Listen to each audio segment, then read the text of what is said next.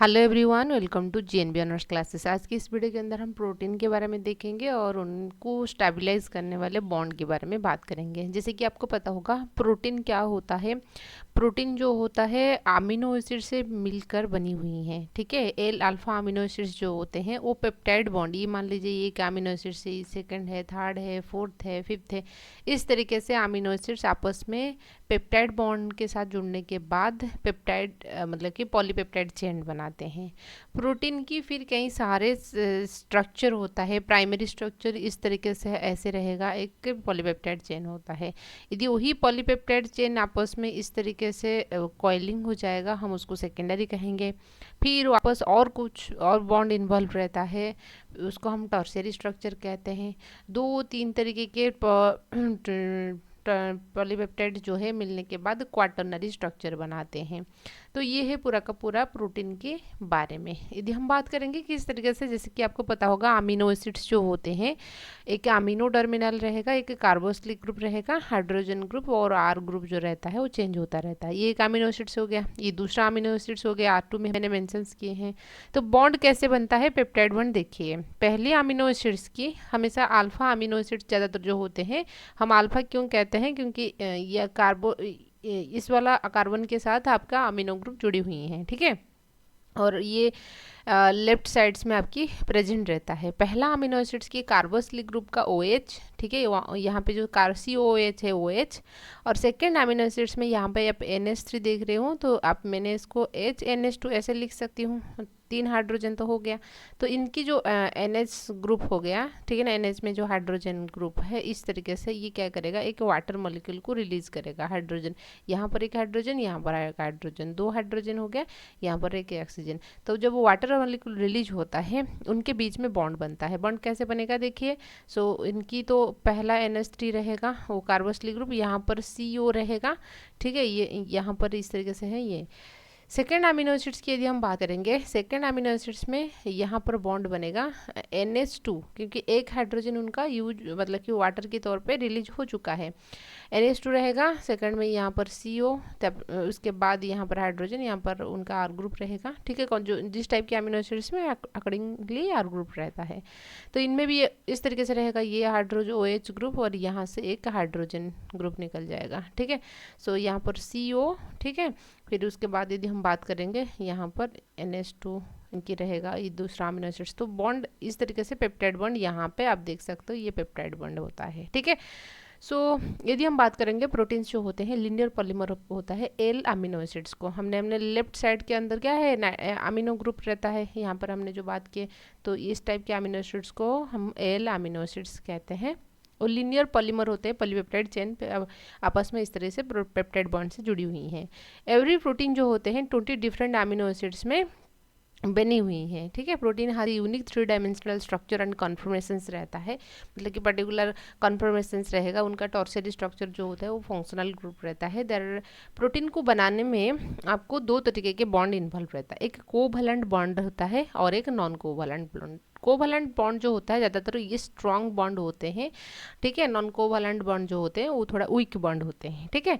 Covalent bond के अंदर आपका peptide bond and disulphide bond आ जाएगा। नॉन कोवैलेंट बॉन्ड के अंदर hydrogen bond, hydrophobic interaction, electrostatic और आयनिक बॉन्ड जो होता है, and van der Waals interaction आ जाएगा। तो सबसे पहले बात करेंगे कि किस तरीके से आप यहाँ पे जैसे देख सकते हो, ये एक पॉलीपेप्टाइड चेन, यहाँ पर आपको अमीनो एसिड्स ऐसे नजर आएगा, ठीक है।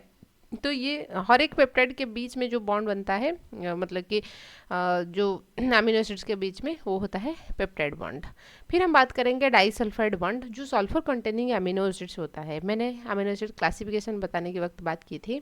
सल्फर कंटेनिंग अमीनो एसिड्स में क्या होता है, डाइसल्फाइड बॉन्ड बनता है। जैसे सिस्टीन हो गया, मेथिओनिन हो गया, बॉन्ड बनता है disulphide linkage.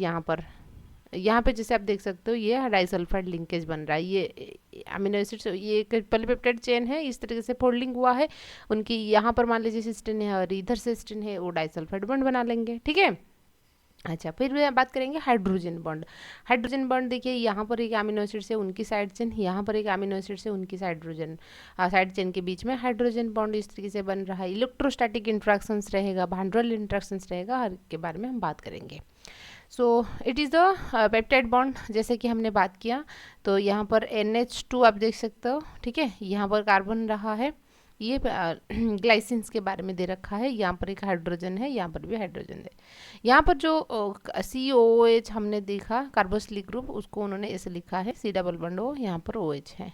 So second amino, ये एक अमीनो एसिड्स हो गया, ये आपकी सेकेंड अमीनो एसिड्स है, ठीक है, सेकेंड अमीनो एसिड्स। यहाँ पे आप जैसे देख सकते हो NH2 में एक H को उन्होंने लिया है, ठीक है ना, इस तरीके से हो गया H2O, 2 हाइड्रोजन 1 ऑक्सीजन हो गया। तो उसके बाद कार्बन, ये उनकी ये हाइड्रोजन है, ये हाइड्रोजन है, ये सारा R ग्रुप रहेगा, ठीक है, ये R ग्रुप रहेगा। तो ये मान लीजिए यहाँ पर और एक अमीनो एसिड्स रहेगा, यहाँ पर ये OH और इस अमीनो एसिड्स का H इन्वॉल्व रहेगा। तो इस तरीके से पेप्टाइड बॉन्ड बन रहा है। आई होप आपको समझ में आ रहा होगा कि पेप्टाइड बॉन्ड कैसे बन रहा है। पहला अमीनो एसिड्स का कार्बोक्सिलिक ग्रुप से OH हमको लाना है, पहले अमीनो एसिड्स का। सेकेंड अमीनो एसिड्स का अमीन ग्रुप में आपको हाइड्रोजन लाना है। तो H2O हो गया, वाटर निकल गया तो बॉन्ड बन गया, ठीक है, carboxylic. So water molecule release होता है, this sequence of amino acids form polypeptide chain. तो उसमें उसके बाद वो पॉलीपेप्टाइड चेन बनाते हैं। तो इस तरीके से रहेगा peptide bond. Partial double bond character show करता है, ठीक है। CO ग्रुप ये इस तरीके से रहा है, ये N ग्रुप रहा है, ठीक है। अच्छा, फिर हम बात करेंगे disulphide bond. This bond form between the sulphide group of the side chain of cysteine residue. जैसे कि आप मान सकते हो, यहाँ पर एक अमीनो एसिड है, ये सिस्टीन है, यहाँ पर भी सिस्टीन है। इनकी सिस्टीन में आपको SH ग्रुप देखने को मिल जाएगा। तो ये दोनों के बीच में जो बॉन्ड बनेगा, this is the disulphide bond. Hydrogen bond it form between the NH। Primary amino acids जो मतलब कि स्ट्रक्चर जो होता है, बस ये एक पॉलीपेप्टाइड की इस तरीके से सीक्वेंस होता है, समझ में आ रहा है ना, इस तरीके से सीक्वेंस होता है। तो मान लीजिए 1 2 3 4 5 6 7 8 9 इस तरीके से आपकी अमीनो एसिड्स मिलेगा।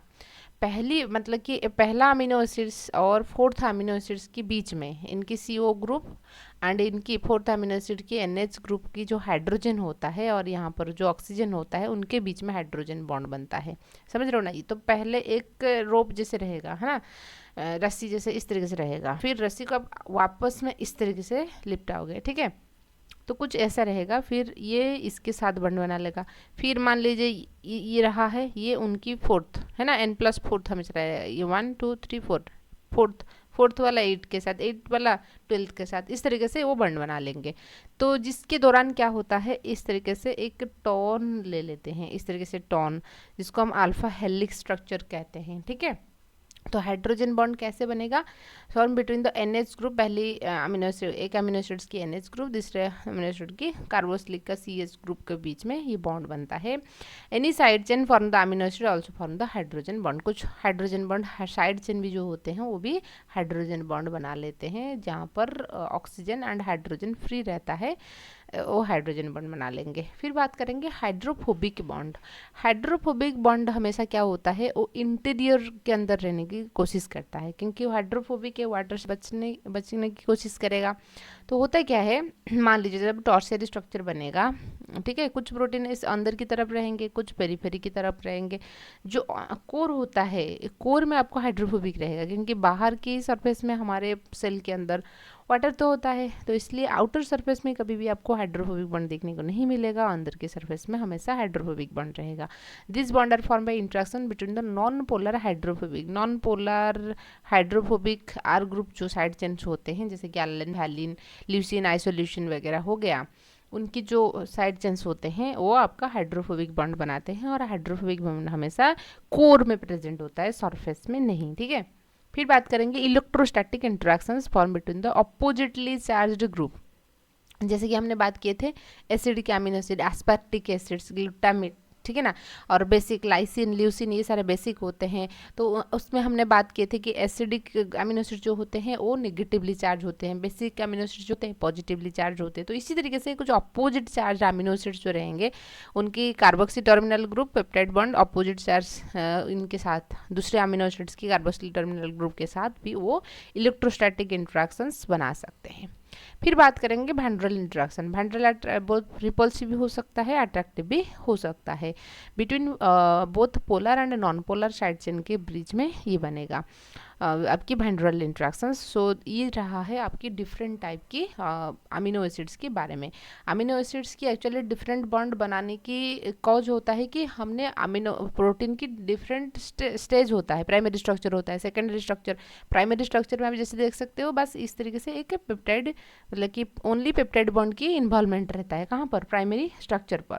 सेकेंडरी स्ट्रक्चर में आपका पेप्टाइड बॉन्ड तो इन्वॉल्व रहेगा, साथ ही साथ आपकी हाइड्रोजन बॉन्ड आ जाता है सेकेंडरी स्ट्रक्चर बनाने में।